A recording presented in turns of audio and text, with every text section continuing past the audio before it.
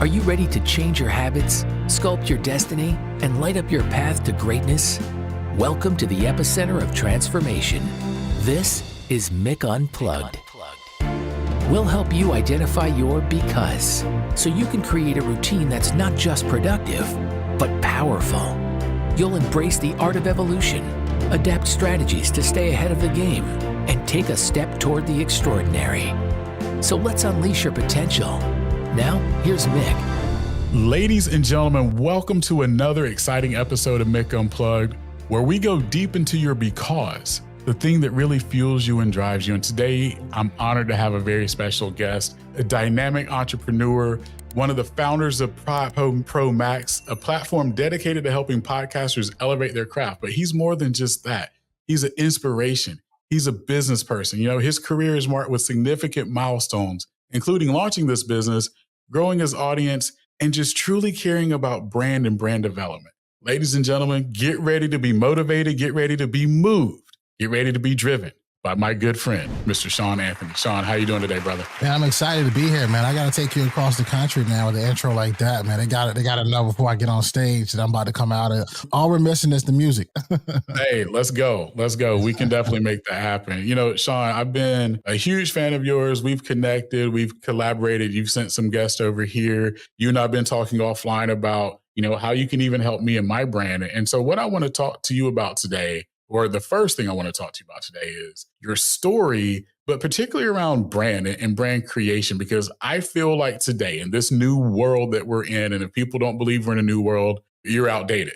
In this new world that we're in, branding, publicity, and promotion is what matters more than anything. So I love your feedback and comments on that, Shawn. Yeah, I mean, without branding, nobody knows who you are, you know, and I think there's so many different unique ways that you can do this. You can become synonymous with the color, right? When I think about certain brands, I think about colors being the association with that brand. You know, I was a brand manager for a company by name that we all shopped at, Target, and you automatically brand associate them with the color of red.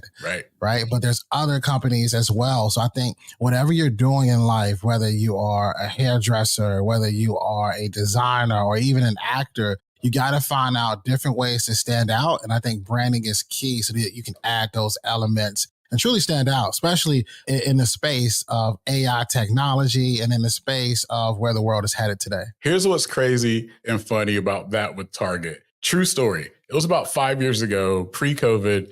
I'm in Target. And so now, because of the story, I pay attention to what I wear. I was in Target with a red polo and some khakis on.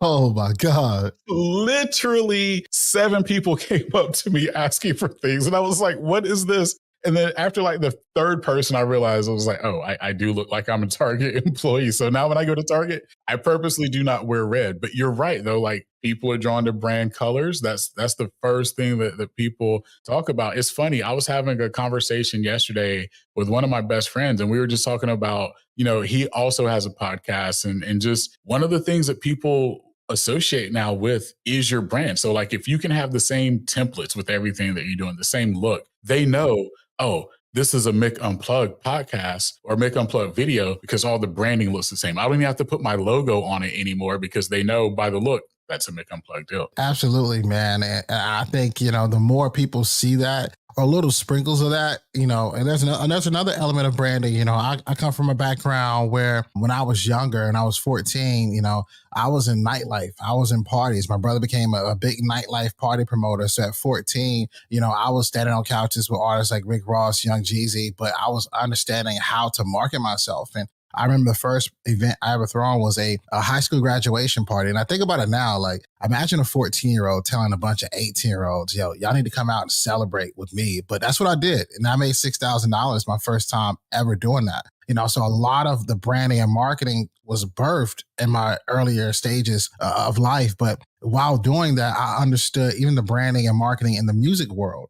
And there's a way of doing it in a way where it isn't colors, but it can be sounds, right? You think about certain ad libs, or you think about artists like Lil Wayne, where I remember just hearing a lighter light up and you knew he was coming.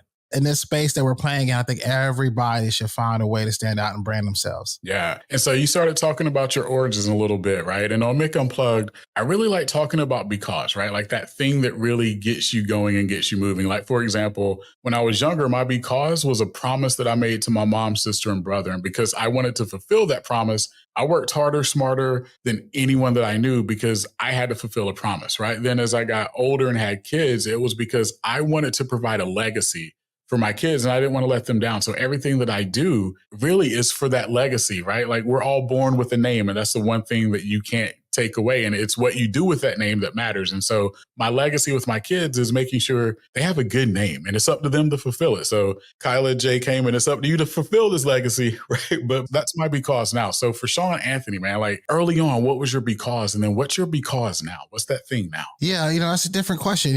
For me, the because is like, I always had this feeling, man, at a very young age, understanding how people responded to me. Even way back, as a kid and just speaking and how people would kind of pay attention to how I would articulate words and how I would put phrases together and how I could motivate a large amount of people to follow me, and to me, the because was I feel like I can see what they may not see and I always understood on how to put the right people together and really make something of that. Every stage of your life is a different because, as you mentioned, right? At 14, my because is I was just going after the bag. I was chasing money. I just realized I had a skill set that was really high. But when I was in the corporate world and I got into the corporate space because, think about it. When I started podcasting in 2018, when I created a show called Schools Over Now What, it was because, Mick, I had exceeded so much in this corporate space. I had took my skills from being a party promoter to now running companies, and I was promoted 6 times in 4 years. So the because for me to even create the podcast is that I kind of felt a little guilty because none of my friends had figured out life yet.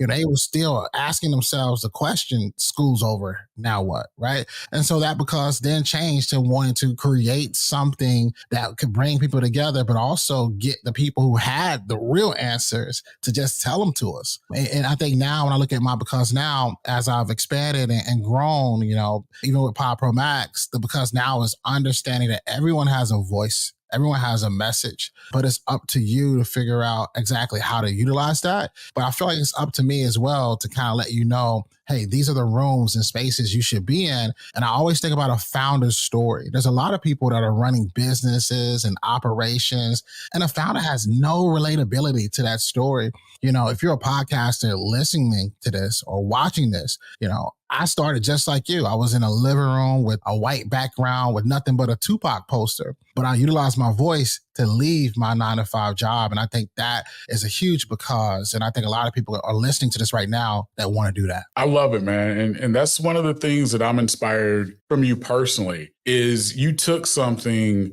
that started as a side hustle, but you gave it full-time energy and future motivation, right? And I think a lot of people, whether it's podcasting or that thing that you want to do to be an entrepreneur or solopreneur, you think that everything is a side hustle and it should stay a side hustle, or it is your main source of income and you give it side hustle effort, right? Shawn, you were the complete opposite, but you were the epitome of how do you look at what you do really well and can take that and impact someone. Because to me, the true success is, can you make a lasting impact, right? Like if you look at every successful person that you know, it's because they make an impact. I don't care if that's through entertainment, if that's through business leadership, if that's through political leadership, whatever it is, they make an impact. And so I would love for you to talk about, the side hustle that you had. And then when you realize, oh, this can be the main thing. And if I keep the main thing, I will make an impact. Yeah, I mean, the side hustle was literally podcasting that became a full-time thing. It became a 6-figure side hustle in 2020. While I was podcasting, when I started in 2018, everyone started to ask,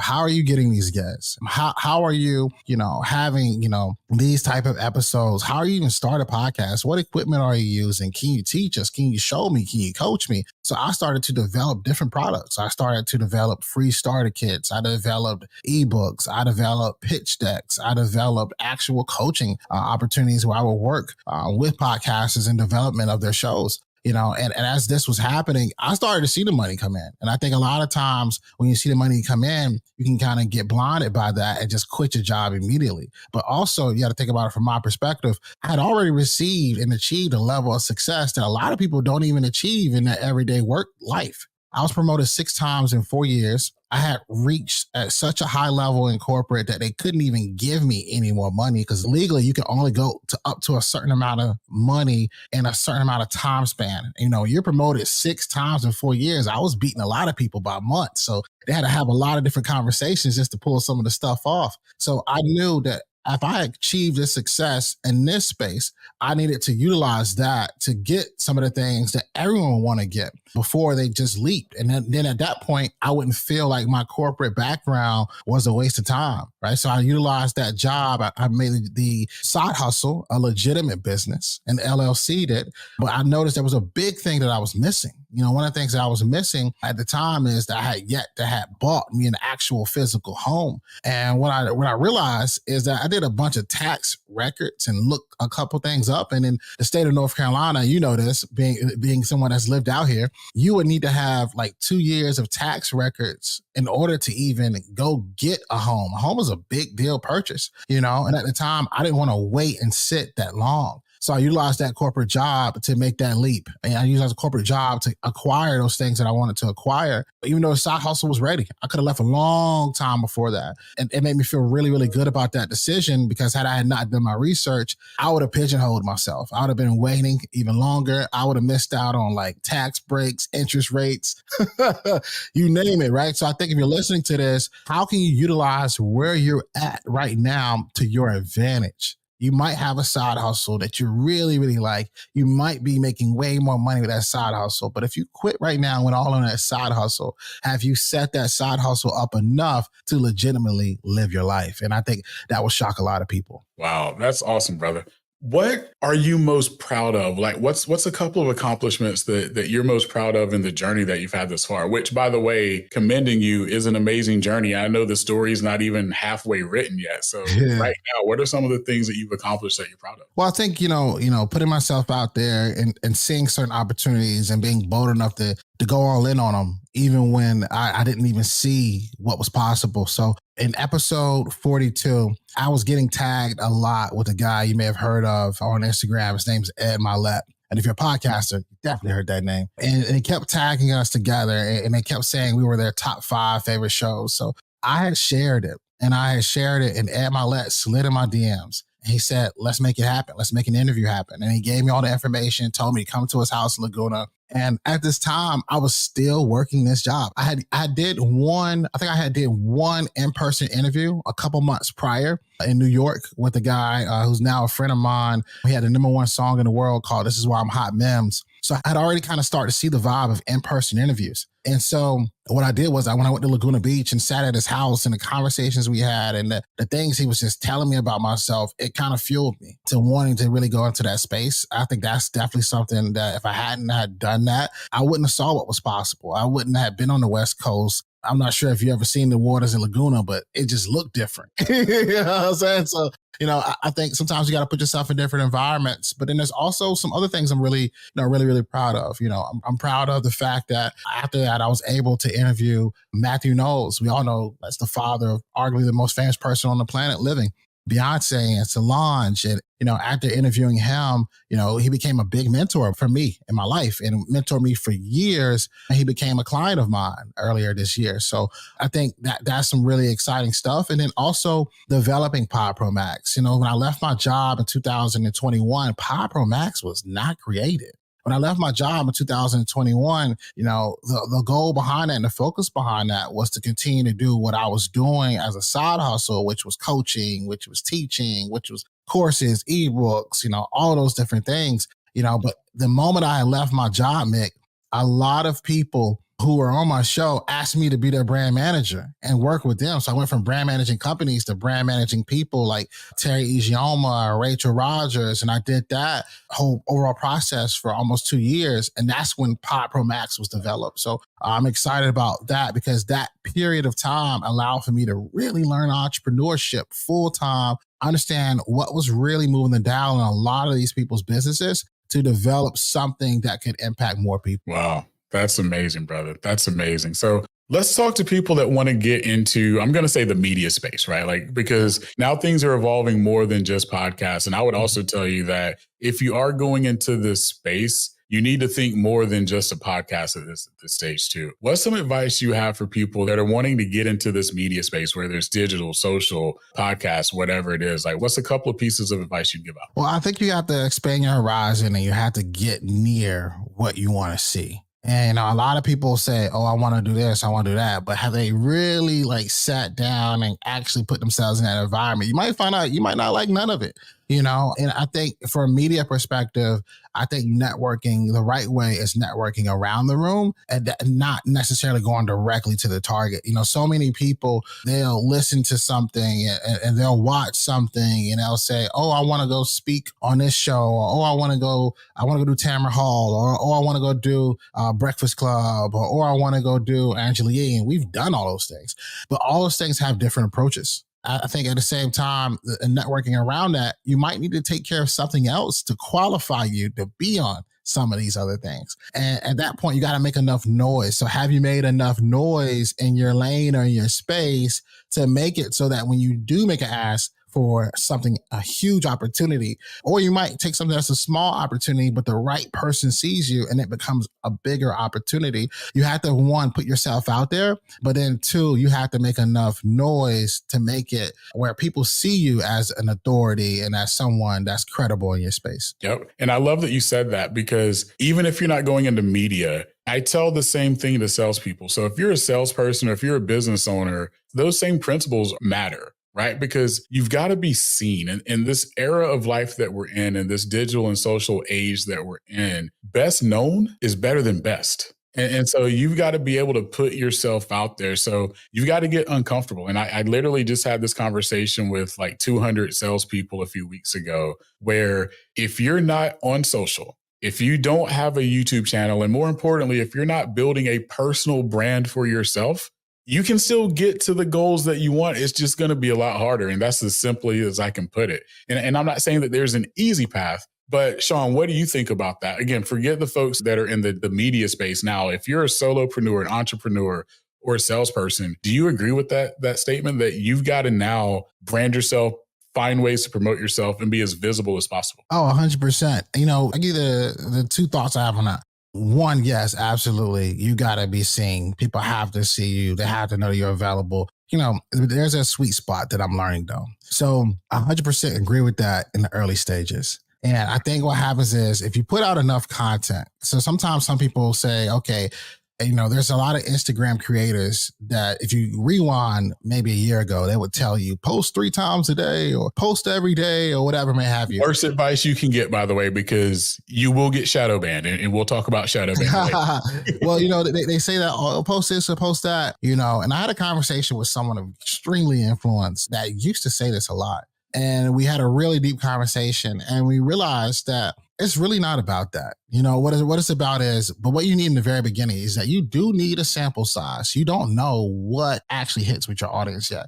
You don't have probably the talking points yet if you're in the very early stages of putting yourself out there. So you do need a good sample size. But once you get that good sample size, you should have enough data to understand, okay, what types of posts got shared the most? What types of posts got saved the most? Forget likes. People like stuff all day long. Well, what type of post has gotten the most comments? And if you put out 12, 20 pieces of content or even 60 pieces of content, if you identify the top 3 pieces of content, all you have to do is keep making content just like that. That gives off that same feeling, that same vibe. You no longer have to pop out all the time. There's also this mystique and not popping out or posting as frequently. There's a mystique behind that. I used to post once a day and then I start posting once every other day. And then I'm like, no, I'm going to post whenever I feel like it. And then when I post, it's going to be something I'm extremely proud about. I think people listen to like posting. They're not even happy about what they're putting out. No. And half of it is not even quality. And I'm glad that you said that too, because, people do mistake putting yourself out there to hearing people that aren't gurus say, oh, well, you've got to do, I think the popular thing now is you got to post 4 times a day on every platform. Jesus Christ. Right.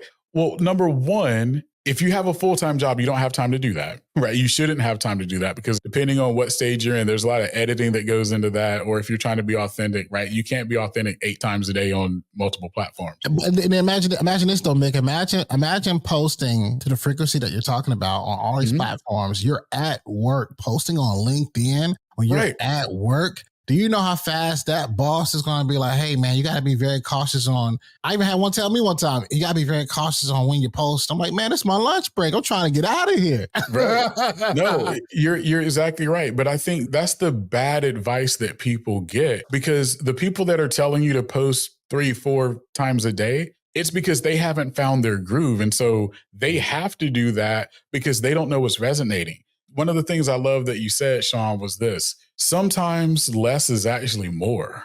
Like if you can have powerful content, that's what matters. If you can have engaging content, that's what matters. And so when I tell people to get uncomfortable and start making these posts or start this outreach, it's be dynamic first. Because you could post 10 times a day, but if it's poor quality, and by quality, I mean the content that you're putting out there, the words, the message that you're putting out there, it's not going to resonate. And then people are never going to see anything or they're not going to want to see anything that you put out. If you can be engaging, like Shawn's saying, and now you go to once a week or once every other week or once a month, people are eagerly waiting for that content.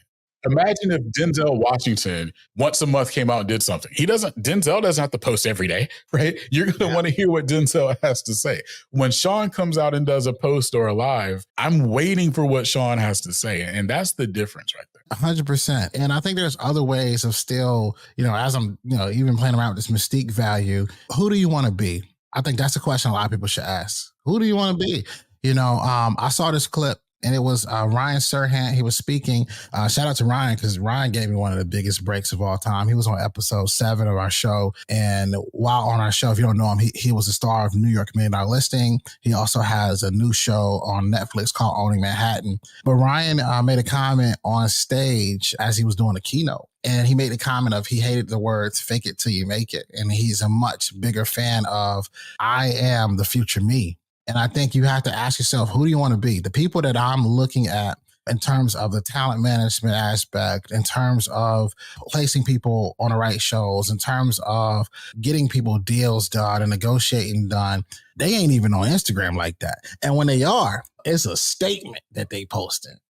So they're doing the real work. And when you see them, it's like, whoa, it's not like, ding, ding, ding, ding. It's not like I'm pointing around on a bunch of 15-second videos. Like they doing the work, So the industry you're looking at that you want to be in, what are they doing? And I think it's important to kind of model yourself into those type of examples where you see the success and understand you don't have to duplicate it, but it's always good to kind of study it and see, I don't need to do all those things. Amazing stuff, man. So what do you have coming up? Like what's new and going on in the world of Shawn Anthony, bro? Because you always have a million things going on. So I'm waiting to hear this nugget that you're about to give me on what you're doing. Yeah, I mean, there's a lot that's happening. I think now the way the podcast is going, I don't think everyone needs to have a podcast. I think everyone needs to be speaking on podcasts. And I think everyone needs to find how can they tell their story or tell their message where they can be the authority. And the way you do that is by guesting on shows. So I'm a big believer in the podcast tour format,